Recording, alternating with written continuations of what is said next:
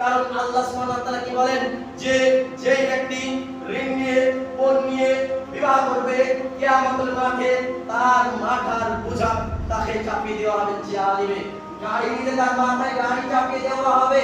আর আপনি কি লজ্জায় আপনি বিবাহ করার জন্য আপনি কোন দাবি করে থাকেন? আপনি নিজে আপনি একজন পুরুষত্ব হিসাবে আপনাকে প্রমাণ করতে হবে। পুরুষত্ব আপনি পুরুষ, আপনাকে প্রমাণ করে আপনাকে বিবাহ করতে হবে। আপনি একজন নারীকে পুরুষত্বে বা আপনার একজন নারীকে দেখভাল করার সামর্থ্য রাখবেন, ওই অবস্থাতে আপনাকে বিবাহ করতে হবে। আর আপনি আপনার জমিতে চাষ করবেন, আপনি আর পরের মানুষ এসে আপনার জমিতে সাথ দিবে, দেয় কি? কেউ দেয় না। তাই আপনি চাষ করবেন, মেয়ের বাপরা আপনার মেয়েকে দিবে শাকসবজি, যা কিছু লাগবে আপনাকে দিতে হবে। প্রয়োজনীয় জিনিস যা কিছু লাগবে প্রয়োজনীয় জিনিস আপনাকে দিতে হবে। প্রয়োজনীয় জিনিস আপনারই দেওয়া কর্তব্য, দেওয়া জরুরি। তাই আরো একটি আয়াত বলি যে আল্লাহ সুবহানাহু ওয়া তাআলা পবিত্র কোরআন মাজিদের মধ্যে বলেন যে ওয়ালাকাদ আরসালনা রাসূলাম মিন কাবলিকা ওয়া জাআলনা লাকুম, আল্লাহ সুবহানাহু ওয়া তাআলা বলেন আয়াতটিতে যে আমি তোমাদের পূর্বে অনেক নবী রাসূলকে প্রেরণ করেছি যারা সকলে বিবাহিত এবং তাদের স্ত্রী সন্তান ছিল সকলে। এই ক্ষেত্রে একটি কথা উল্লেখ করার জন্য আয়াতটি আবার বললাম যে আমাদের সমাজে অনেক মানুষ আছে যারা বৃদ্ধ অবস্থায় চলে গেলে তাদের কি হয়, বৃদ্ধ অবস্থায় চলে গেলে তারা দেখবেন যদি কোনো বৃদ্ধ স্ত্রী মারা যায় তাহলে তার সন্তান তাকে বিবাহ দিতে নাকচ করে। কারণ তাকে বিবাহ দিলে তার সন্তান যদি আবার হয় তাহলে তার ওয়ারিশ হয়ে যাবে, তার জমি জায়গার ভাগ পেয়ে যাবে। আর ওই বৃদ্ধের ওই স্ত্রী হারা ব্যক্তি যদি বিবাহ করার সামর্থ্য থাকে তার ছেলে মেয়ের কর্তব্য তাকে বিবাহ দিয়ে দেওয়া, তার ছেলে মেয়ের কর্তব্য তাকে বিবাহ দিয়ে দেওয়া, এটি জরুরি আবেদন। কারণ দেখবেন বৃদ্ধ অবস্থায় একজন আরেকজনের প্রতি নির্ভরশীল হয়, বৃদ্ধ অবস্থায় একজন আরেকজনের প্রতি নির্ভরশীল হয়। কারণ আপনি আপনার আপনার বাপের জন্য খোঁজ দিতে পারবেন না, তার চেয়ে বেশি খোঁজ নিতে ওই মহিলা যদি আপনার বাপের বিবাহ দিয়ে দেন। তাই কোন ব্যক্তি যদি বৃদ্ধ অবস্থায় মারা যায়, ওই বৃদ্ধের যদি নিজেই বলে যে আমার সামর্থ্য আছে বিবাহ করার, আমার সামর্থ্য, আমি বিবাহ করলে আমার স্ত্রীকে আমি ভরণ পোষণ করতে পারবো, দিতে পারবো, তাহলে অবশ্যই সে তার ছেলে মেয়ের কর্তব্য তাকে বিবাহ দিয়ে দেওয়া। এটি আমাদের সমাজে দেখতে গেলে অনেকই পাওয়া যায় যে ছেলে মেয়ে তার বিবাহ দিতে নাকচ করে, কারণ ওয়ারিশের ভাগ সে পেয়ে যাবে এই কারণে। এবং আরেক আয়াতে বলছেন যে ওয়ানকিহুল আইয়ামা মিনকুম ওয়াস-সালিহিনা মিন ইবাদিকুম ওয়া ইমাইকুম, তোমাদের মধ্যে নারী পুরুষ এবং দাস দাসী এদেরকে তোমরা কি বিবাহ দিয়ে দাও। তোমাদের মধ্যে নারী পুরুষ এবং দাস দাসীদেরকে তোমরা বিবাহ দিয়ে দাও। এখানে আরো জোরালো আবেদন করেছেন। তাই আমাদেরকে বিবাহ দিয়ে দিতে হবে, বিবাহের পদ্ধতি দিতে হবে সুন্নাত পদ্ধতি। কারণ নবী করিম সাল্লাল্লাহু আলাইহি সাল্লাম বলেছেন ওই সব ব্যক্তির জন্য বিবাহ করা ফরজ, ওই সব ব্যক্তির জন্য বিবাহ করা সুন্নাত, ওই সব ব্যক্তির জন্য বিবাহ করা মুস্তাহাব, ওই সব ব্যক্তির জন্য হারাম। এই চারটি কথা বলেছেন। এক নাম্বার, ওই সব ব্যক্তির জন্য বিবাহ করা ফরজ যেই সব ব্যক্তির আর্থিক যেসব ব্যক্তির যার বিবাহ করার ক্ষমতা আছে এবং তার ভয় আছে, সে গুনাহের কাজে লিপ্ত হয়ে যেতে পারে, সে জিনাহের কাজে লিপ্ত হয়ে যেতে পারে, তার আর্থিক ক্ষমতা আছে এবং সামাজিক ক্ষমতা আছে, তাহলে ওই ব্যক্তির জন্য বিবাহ করা কি ফরজ। আর ওই ব্যক্তির জন্য বিবাহ করা সুন্নাত যে ব্যক্তির শারীরিক ক্ষমতা আছে, আর্থিক ক্ষমতা নাই এবং সে তার যৌবনকে সে জিনার কাছ থেকে বেঁচে রাখতে পারবে, ওই সব ব্যক্তির জন্য বিবাহ করা কি সুন্নাত। আর ওই সব ব্যক্তির জন্য বিবাহ করা মুস্তাহাব যে ব্যক্তি তার বিবাহ করার ক্ষমতা নাই এবং শারীরিক ক্ষমতা আছে, ওই ব্যক্তির জন্য মুস্তাহাব। আর ওই ব্যক্তির জন্য বিবাহ করা হারাম যে ব্যক্তির শারীরিক ক্ষমতা নাই, সেই ব্যক্তির জন্য বিবাহ করা হারাম। এই চার শ্রেণীর ব্যক্তির জন্য বিবাহ করার বিধান আপনাকে বলে দিলাম। আরো বিধান কি বলছেন? নবী করিম সাল্লাল্লাহু আলাইহি ওয়াসাল্লাম বলছেন যে নিকাহু সুন্নতি ফামান লাম ইয়ামাল বিসুন্নাত ফালাইসা মিন্নি, বিবাহ আমার একটি সুন্নাত, বিবাহ আমার একটি সুন্নাত, সুন্নাত, যে ব্যক্তি আমার সুন্নাতকে অস্বীকার করবে, যে ব্যক্তি আমার সুন্নাতকে অস্বীকার করবে সে আমার নয়, সে আমার নয়। যে ব্যক্তি আমার এই সুন্নাতকে অস্বীকার করবে তাহলে আমাদের সকলকেই বিবাহ করতে হবে, সকলকেই বিবাহ করতে হবে। কারণ নবী করিম সাল্লাল্লাহু আলাইহি ওয়াসাল্লামের জামানায় তিন শ্রেণীর ব্যক্তি ছিলেন, তিন শ্রেণীর ব্যক্তি নবী করিম সাল্লাল্লাহু আলাইহি ওয়াসাল্লামের বাড়িতে এসে হাজির হলেন এবং স্ত্রী ওয়াকে জিজ্ঞাসা করলেন নবী সাল্লাল্লাহু আলাইহি ওয়াসাল্লামের আমল সম্পর্কে এবং তিনারা বললেন এবং তিনারা মনে মনে বললেন যে নবী করিম সাল্লাল্লাহু আলাইহি ওয়াসাল্লামের আগের পেছে সমস্ত গুনাহ তো মাফ, তাহলে আমরা তার সমপরিমাণ হব কিভাবে? এই কারণে তিন বন্ধু এরা আলোচনা করলেন যে প্রথম জন ব্যক্তি বললেন যে আমি সারা বছর সিয়াম পালন করব, সে বলল আমি সারা বছর সিয়াম পালন করব। দুই নম্বর ব্যক্তি সে বললেন যে আমি কি করব, আমি রাত্রি জাগরণ করে প্রতিদিন রাত্রি জাগরণ করে আল্লাহ সুবহানাহু ওয়া তাআলার ইবাদত করব।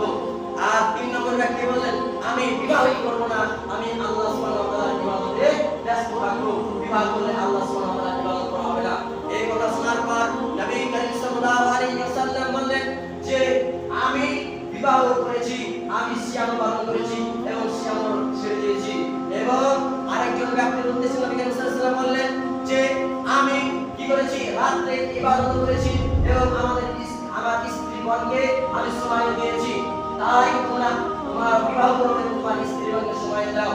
এবং আরেকজন ব্যক্তির উদ্দেশ্যে বললেন, যে ব্যক্তি বলেছিলেন যে আমি সারা বছর বিবাহ করব না, ইবাদতে মনোযোগ থাকব, তখন ওই ব্যক্তির উদ্দেশ্যে নবী করিম সাল্লাল্লাহু আলাইহি ওয়াসাল্লাম বললেন যে ওই ব্যক্তির উদ্দেশ্যে যে আমি বিবাহ করেছি এবং বিয়ের আগে আমি আল্লাহ সুবহানাহু ওয়া তাআলার ইবাদত পালন করেছি। এবং নবী করিম সাল্লাল্লাহু আলাইহি ওয়াসাল্লাম ওই তিন শ্রেণীর ব্যক্তির জন্য ওই তিন শ্রেণীর ব্যক্তিকে নির্দিষ্ট করে বললেন যে আমার মতো আল্লাহর তুমি নয়, আমার মতো আল্লাহ তুমি নয়, আমার জন্য আল্লাহর তোমরা ভয় করো না, তাই আমি বিবাহ করেছি, তোমরাও বিবাহ করো। তার জন্য ওই ব্যক্তির উদ্দেশ্যে তিনি কি বললেন যে দেখাওনি সুন্নাত ফালাইসা মিন্নি, যে ব্যক্তি আমার সুন্নাতকে অস্বীকার করবে সে আমার নয়, যে ব্যক্তি আমার সুন্নাতকে অস্বীকার করবে সে আমার নয়। তাই আমাদেরকে নবী করিম সাল্লাল্লাহু আলাইহি ওয়াসাল্লামের সুন্নাত মোতাবেক আমাদেরকে বিবাহ করতে হবে।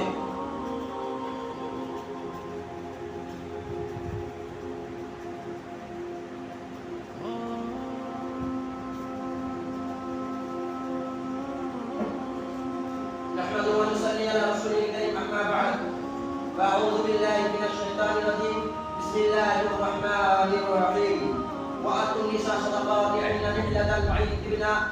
বলছিলাম বিবাহ সম্পর্কে, বিবাহের গুরুত্ব সম্পর্কে, বিবাহের মেন বিষয় যেটি সেটি সম্পর্কে একটু আলোচনা করা যাক। বিবাহের ক্ষেত্রে আমাদের মোহর ধার্য, মোহর আমাদের দেওয়া, এই নিয়ে আমাদের মধ্যে অনেকের মধ্যে অনেক রকম বিভেদ রয়েছে। আমাদের মধ্যে, আমাদের সমাজে নবী করিম সাল্লাল্লাহু আলাইহি ওয়াসাল্লাম একজন ব্যক্তি, একজন মহিলা নবী করিম সাল্লাল্লাহু আলাইহি ওয়াসাল্লামের নিকটে এসে নবী করিম সাল্লাল্লাহু আলাইহি ওয়াসাল্লামকে বললেন, হে আল্লাহর রাসূল, আমাকে আপনি বিবাহ করুন। এমন অবস্থায় নবী করিম সাল্লাল্লাহু আলাইহি ওয়াসাল্লাম সেই মহিলার দিকে তাকিয়ে থাকলেন এবং একজন সাহাবী সেই জায়গাতে উপস্থিত ছিলেন। এমন অবস্থায় সেই সাহাবী বললেন রাসূল করিম সাল্লাল্লাহু আলাইহি ওয়াসাল্লামকে যে তুমি বিবাহ করলেন। সেই ব্যক্তি নবী করিম সাল্লাল্লাহু আলাইহি ওয়াসাল্লাম বললেন যে আপনি বিবাহ না করলে আমাকে বিবাহ করার সুযোগ দিন। তখন নবী করিম সাল্লাল্লাহু আলাইহি ওয়াসাল্লাম সেই ব্যক্তিকে বললেন যে হ্যাঁ, তোমার সাথে বিবাহ দেব, তুমি যাও মোহরের জন্য তোমার বাড়িতে একটি তোমার বাড়িতে যাও, এসো মোহর দেওয়ার জন্য একটি লোহার আংটি নিয়ে আসো। তখন সেই ব্যক্তি বলল আমার বাড়িতে কিছুই নাই, আমার বাড়িতে কিছুই নাই। নবী করিম সাল্লাল্লাহু আলাইহি ওয়াসাল্লাম বললেন তাও যাও তোমার বাড়ি খুঁজে আসো। তখন সেই ব্যক্তি বাড়ি চলে গেল। বাড়ি যেয়ে খোঁজাখুঁজি করার পর সেই ব্যক্তি কিছুই পেল না, সেই ব্যক্তি একটি লোহার আংটিও পেল না। তখন নবী করিম সাল্লাল্লাহু আলাইহি ওয়াসাল্লামকে বললেন যে আমার বাড়িতে আমার পরনের কাপড় ছাড়া আর কিছুই নেই। তখন নবী করিম সাল্লাল্লাহু আলাইহি ওয়াসাল্লাম বললেন যে তুমি যাকে বিবাহ করতে চাইছো সে কি কোরআন পড়া জানে? তখন নবী করিম সাল্লাল্লাহু আলাইহি ওয়াসাল্লাম বললেন সেই ব্যক্তি বললেন না, তাহলে তোমার জন্য মনে হচ্ছে তুমি তোমার সূরাটাকে শিখিয়ে নেবে তোমার মোহর। আমাদের ইসলামের নীতিতে বিবাহ এত সহজ, আর আমরা বিবাহকে এত কঠিন করে নিই যে একজন ব্যক্তির জন্য মোহরকে এমন ভাবে ধার্য করে নিই, একজন ব্যক্তির জন্য মোহরকে এমন ভাবে ধার্য করে দিই যে সে কারোর শেষ জীবনের শেষ পর্যায়ে চলে যায়, তাও মোহর শোধ করতে পারে না, এইরকম মোহর ধার্য করা ঠিক নয়। কারণ এমন ব্যক্তি যদি থাকে যে সে ব্যক্তি মারা গেছে বা মোহর আদায় করতে পারছে না, যে ব্যক্তিরা সাক্ষী হিসাবে থেকে ওরকম মোহর ধার্য করবে, ওই মোহর যদি সেই ব্যক্তি আদায় করতে না পারে তাহলে আপনাকেই মোহর আদায় করতে হবে, নাহলে আপনার মোহর না আদায় করা গুনাহ হবে। আপনি সাক্ষী হিসাবে মোহর ধার্য করে দিয়েছেন। ওমর রাদিয়াল্লাহু তাআলার জামানায় ওমর রাদিয়াল্লাহু তাআলা এইরকম মিম্বারে উঠে তিনি বললেন যে তোমরা 4 দিরহামের বেশি মোহর দিও না, তোমরা 4 দিরহামের বেশি মোহর দিও না। এই বলে তিনি মিম্বার থেকে নেমে চলে গেলেন এবং রাস্তায় হাঁটছেন। এমন অবস্থায় একজন স্ত্রী বা একজন মহিলা এসে ওমরকে বললেন, ওমর আপনি কি জানেন না যে আল্লাহ সুবহানাহু ওয়া তাআলার আয়াত? তিনি বললেন কি? সেই মহিলা বললেন ওয়া আনতুম ইহদাহুন্না ফিতরান। তিনি বললেন যে তোমাদের শব্দ অনুযায়ী তোমরা মোহর দাও, তোমাদের শব্দ অনুযায়ী তোমরা মোহর দাও, এবং তোমরা মহিলাদেরকে এবং তোমাদের শব্দ বলতে নিজের যা আর্থিক যা সম্পদ আছে সেই সম্পদে আপনি মোহর দেন, যা আপনি দিতে পারবেন। এরকম কথা বললেন। তখন ওমর আবার ফিরে গেলেন। ওমর আবার ফিরে মিম্বারে বললেন যে আমি তোমাদেরকে যে বলেছিলাম যে তোমরা 4 দিরহামের বেশি মোহর ধারণ করো না, এই কথা যে তোমরা এটা বাদ দিবে, তাই বলে আবার চলে আসলেন। তাহলে এখান থেকে বোঝা যায় যে আপনার সামর্থ্য অনুযায়ী আপনাকে মোহর দিতে হবে, আর আপনার যা সামর্থ্য নাই আপনি মোহর নির্ধারণ করে দিলেন, এমন যে তার কাছে তার আদায় করা, সেই মোহর আদায় করা দুঃসাধ্য বিষয় হয়ে যায়। এবং এই মোহরের হকদার আপনার স্ত্রী, এই মোহরের হকদার প্রকৃত হকদার হচ্ছে আপনার স্ত্রী। আপনার স্ত্রী এই মোহরকে তার বাপের বাড়িতে রেখে আসার ইচ্ছা করলে তার বাপের বাড়িতে রেখে আসতে পারে, তার এখতিয়ার, সে যা কিছু ইচ্ছা সে করতে পারে। এই মোহরের টাকা নিয়ে আপনাকে কোনো জোর জবরদস্তি করা যাবে না। কিংবা আপনার স্ত্রী আপনার ভালোবাসে, আপনার আদর, আপনাকে ভালোবেসে যদি কিছু মোহর ছাড় দেয় তো দিতে পারে আপনার স্ত্রী। এবং এই মোহরের টাকা আপনার স্ত্রী যদি ওয়াতুন নিসা সাদাকাতিহিন্না নিহলাতান, আপনার স্ত্রী যদি এই মোহরের টাকা আপনাকে কিছু ছাড় দেয় বা আপনার পরিবার কি দুঃসাধ্য বিষয় হয়েছে, খাবার দাবার অসুবিধা, এই সময় যদি আপনার স্ত্রী ওই মোহরের টাকা দেয়, ইচ্ছা মতো আপনাকে জোর করা যাবে না, তাহলে আপনি কি ওই মোহরের টাকা আপনি নিতে পারেন, তবে না হলে নয়। আপনি যদি জোর জবরদস্তি করে নেন তো আপনার হারাম হয়ে যাবে। তাই আপনাকে আপনার স্ত্রীর মোহরের শোধ করতে হবে, পরিশোধ করতে হবে। এবং সর্বশেষ যেটি বলবো যে আমাদের সমাজে বিবাহ করার জন্য আমাদের প্রথম বা আমাদের যেই ধাপ অবলম্বন করতে হবে সেটি আমি আজকে বলার জন্য চেয়েছি, সেটি হচ্ছে যে তুলকাউল মারআতানি আরবাঈনা, তোমরা মহিলাদেরকে দেখো 4টি জিনিস দিয়ে, তোমরা মহিলাদেরকে বিবাহ করো 4টি জিনিস দিয়ে, ইমানিহা ওয়ালি হিসাবিহা ওয়ালি জিমালিহা ওয়ালি দিনিয়া ফাসওয়ার বিজাতিদ্দিন। তোমরা তাদের ধন সম্পদ থেকে বিবাহ করো, তোমরা তাদের ধন সম্পদ থেকে বিবাহ করো, এবং তোমরা তাদের বংশ মর্যাদা থেকে বিবাহ করো, তোমরা তাদের বংশ মর্যাদা থেকে বিবাহ করো, এবং তোমরা বিবাহ করো তাদের সৌন্দর্য দেখে, এবং তোমরা তাদেরকে বিবাহ করো তাদের সৌন্দর্য দেখে। এবং 4 নম্বর যে কথা বলেছেন যে ওয়ালি দিনিহা, তোমরা দ্বীনদার দেখে বিবাহ করো। এবং এটা কি ফাসওয়ার বিজাতিদ্দিন, এটা কি আল্লাহ সাইয়্যিদি রাসূল সাল্লাল্লাহু আলাইহি ওয়াসাল্লাম প্রাধান্য দিয়েছেন, এটিকে আল্লাহ সুবহানাহু ওয়া তাআলা প্রাধান্য দিয়েছেন যে তোমরা এই 4টি জিনিসের মধ্যে যদি এই 3টি জিনিস না পাও, এই 1টি জিনিস পাও, বলে দিনহা, এই দিনদার মহিলাকে তোমরা বিবাহ করো। এই দিনদার মহিলাকে বিবাহ করতে হবে, কারণ আমাদের সমাজে এই দিনদারের কথা আজকে সমাজে উঠে গেছে।